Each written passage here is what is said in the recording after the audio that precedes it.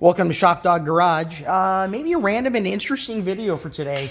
You know, it's Sunday. Sunday in the shop is always fun, but we really don't have a whole lot of goals today. I think what we're going to do is get after some of the things on this list from last week, bringing the car back from Illinois.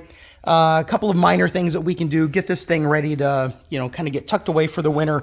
Don't know if we're going to do any big projects on it at all. Really, the only big thing I think we've got is replacing some air conditioning hoses. Other than that, kind of ready to go. So we've got a couple of other things that we're going to do. We got the daily driver. We can clean that up a little bit, maybe clean the shop up a little bit. So we'll see where this video goes. Pontiac big cars have a pretty unique wiper system. They've got this extra arm here so they can articulate. This pins onto really the same mechanism where the wiper arm gets connected to. So these are difficult to replace, and when looking for used ones, really not able to find any. The blades themselves are really difficult to find. I found 4 of them and purchased them, and been using 2 of them on the car and 2 for backup and spares. What I understand is that they're made in batches, and when they come available, you buy them. This one needs to be cut down a little bit. It was really about 1 inch longer, and when we were driving the wagon in the rain, we found that the end of the wiper blade was banging into the chrome. So, first job of the day, we're going to cut down this wiper blade. We'll do the one on the passenger side as well, and make these fit just a little bit better. All right, I got this one cut down. Seems to fit pretty well. Clips in here. I put that in the center of the windshield rather than on the outer edge of the windshield, which is how we originally had them. We'd cut a little bit of this off in Springfield and wrestled it back on. You've got these old wipers, and these have got this clip here at the end, which makes a lot of sense on how it clips in, but it's kind of difficult getting it out and getting it apart without that clip coming off or getting bent up. So we're going to do the same thing here. I've got this one marked so I know where I want to cut it. If you notice, it's just a little to the left of that metal nub right there. That metal nub is essentially holding the 2 sides of the metal side of the wiper guide together. So we're going to run the risk of it coming apart, but when you look at it, it actually here is being held together by that clip that's a part of the windshield wiper arm itself. So I don't think there's going to be much problem with that. All right, done and reinstalled. Cut that end off there. This is passenger side. Got it in and put the clip towards the center of the windshield side so it doesn't bang up against the chrome. And in the end game, this is what I ended up cutting off. It was about 1 inch or so.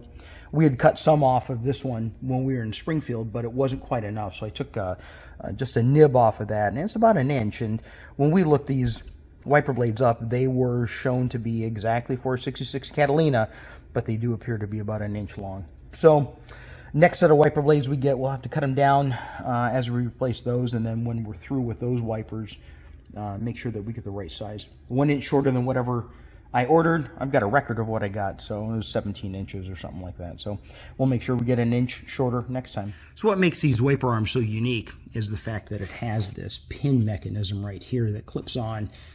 Catch slides down. It's just a slotted little flange, and it makes the blade tilt up as it gets down to the end. So that has to go on. They're pretty unique to left and right, and it's a matter of getting it on the knurl just right so they can set as low down as possible here. So we'll get this one set. We'll get the driver one set up, and then we'll test them out a little bit.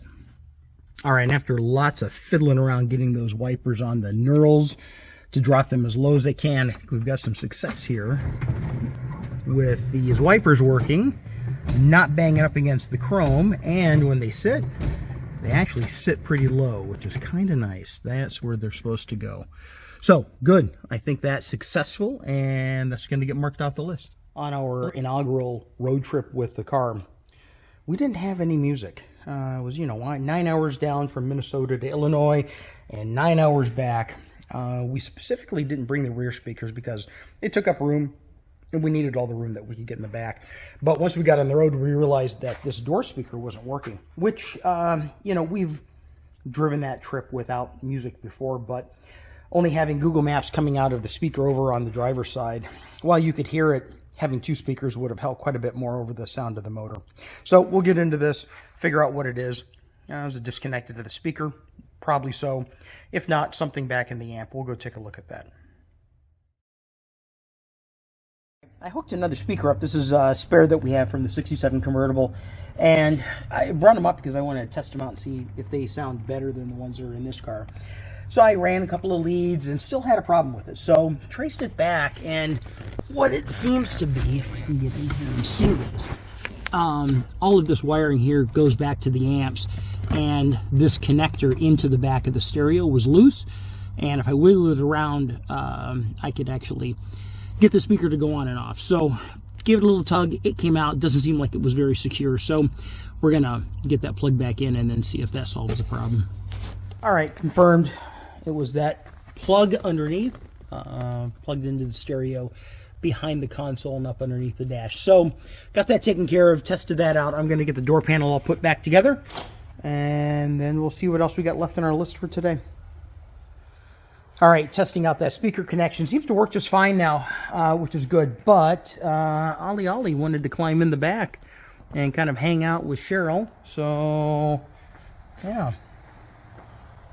Shop dog in the back of the car.